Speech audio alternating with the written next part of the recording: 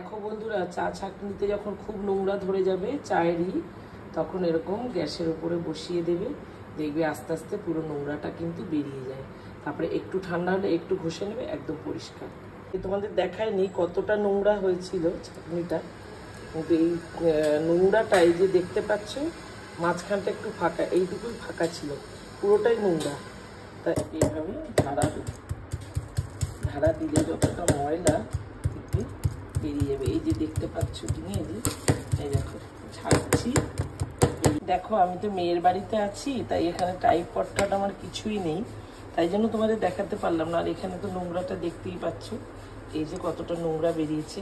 Typed নেই বলে আমি এক হাতে ফোনটাকে ধরে, আর তারপরে এইভাবে তো মাজা যায় না, দু হাতটাই লাগে, তাই তোমাদের দেখাতে পারলাম না। একটু গরম গরম থাকতে এরকম জালি দিয়ে আগে ঘষে নেবে, দেখবে একদম সাদা হয়ে যায়। তারপরে একটু ভিম লিকুইড বা ভিম সাবান, যে কোনো কিছু যেটা দিয়ে তোমরা বাসন মাজো বাড়িতে, সেইটা দিয়ে এরকম এই বন্ধুরা যে এই চায়ের ছাঁকনিটা আমি পরিষ্কার করেছি সেটা তোমাদের দেখায়নি, কিন্তু এই যে দেখতে পাচ্ছ এই চায়ের ছাঁকনির মধ্যে যে লেয়ারটা যে হয়ে আছে, ওটা কিন্তু এর থেকেও খারাপ অবস্থায় ছিল। আগে তোমাদের দেখায়নি, পরিষ্কার করার সময় হঠাৎ মনে হলো তোমাদের সাথে শেয়ার করি, তার জন্য।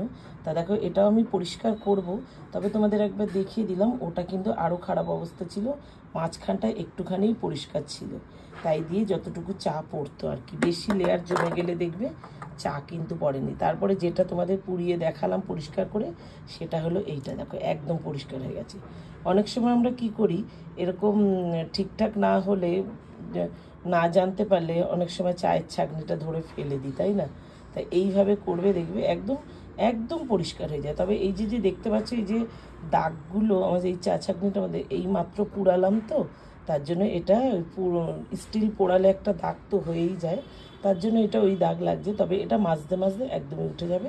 তবে চায়ের যে লেয়ারটা দেখতেই পাচ্ছ একদম কিন্তু নেটটা কিন্তু পুরো ক্লিন হয়ে গেছে, দেখতে পাচ্ছ? তাহলে এইভাবে পরিষ্কার করে নিও। কেমন লাগলো এই টিপসটা অবশ্যই কমেন্টে জানিও। আজ আসি, ভালো থেকো সবাই, টাটা।